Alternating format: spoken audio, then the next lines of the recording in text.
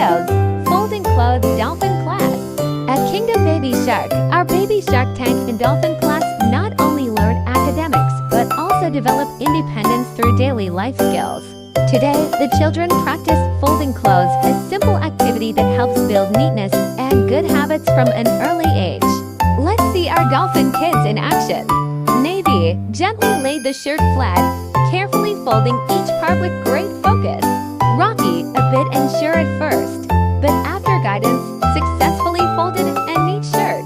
Penguin, very skillful, adjusting each fold to make it straight and tidy, showing great care. Navy excitedly showed the finished result, proudly saying, "I can do it." Steps learned.